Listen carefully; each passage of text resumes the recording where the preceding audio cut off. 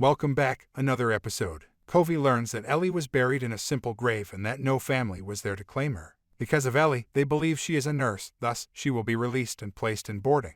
Because of her foreignness, Covey finds it difficult to obtain employment in Elizabeth. Covey had a flashback to her initial encounter with Gibbs. She is concerned about her wounded limb and feels invisible in Scotland. She is looking for work as a janitor. He claims she is overqualified and in pain, so he doesn't hire her, but he does say he'll utilize her as the bookkeeper's assistant.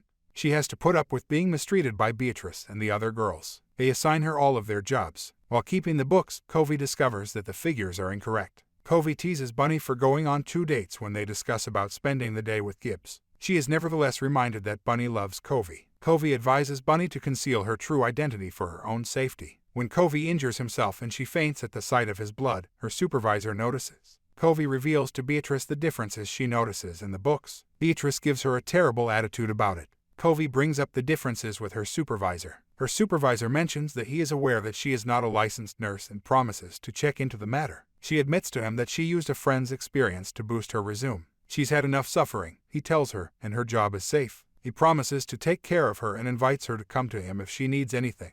After going through the files, the supervisor chastises Beatrice for her mistakes and assigns Alina to proofread her work. He states that rather than cleaning up Beatrice's mess that evening, Alina is spending dinner with him. Covey eats supper with her supervisor's spouse. His wife is always talking about the train accident. They're committed to welcoming more Caribbean people and want to hold an event in Covey's honor. Covey attempts to avoid speaking to the reporters, but they want her to talk about her experiences. Instead, they suggest that she tell Ellie's tale and gather funds for a headstone in her honor. After reviewing her account, her supervisor discovered that Covey had lied about everything and was fleeing from something. He gives her a hug and makes her feel good while abusing her and urging her to trust him. In a flashback, Covey is told to forget Gibbs and his death by Little Man. The following day, when Covey goes back to work, she goes to the restroom to gather herself. Beatrice meets her there and informs her that she attempted to warn her. She will have to pretend that it never occurred, Beatrice informs her. Covey runs to the water's edge and screams. When Lynn tries to drown himself in the sea, Pearl saves him from himself.